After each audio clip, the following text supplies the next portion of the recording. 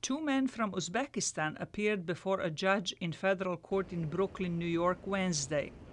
New York authorities said the hearing for the Kazakh national was held in Florida.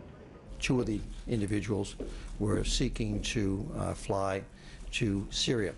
One was arrested at the international airport, JFK International Airport, as he was getting ready to board that flight.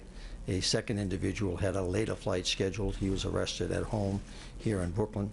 A third individual who we believe helped to organize and finance the trip of the other two individuals was arrested in Jacksonville, Florida. All three men resided in Brooklyn and were legal U.S. residents. Officials say they came to the attention of law enforcement based on statements they posted on social media. As alleged in the filing, the idea that it was made quite plain based on their own statements that if they were not able to go, that they would seek to acquire weapons here, handguns, machine gun, and seek to attack, very specifically, police officers. One of the three suspects allegedly made threats against U.S. President Barack Obama. U.S. officials say authorities take these types of threats very seriously.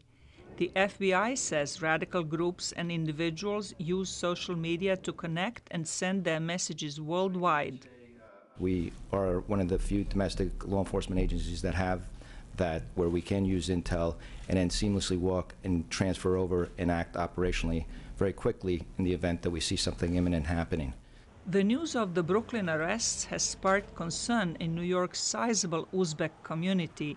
Many fear they could become the target of unwanted attention.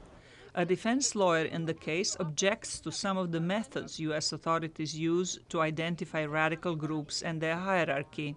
If the allegations are as stated, I think that the U.S. government needs to figure out another way to approach Muslim men who may find some attraction to radicalism. Islamic State has attracted young men and women from many Western as well as Arab countries. An estimated 20,000 foreigners have crossed into Syria to join the group, known for grisly beheadings and other atrocities committed in the territory under its control. U.S. government officials acknowledge that Islamic State is directing a massive propaganda campaign to the United States. Zlatica, Hoke, VOA News, Washington.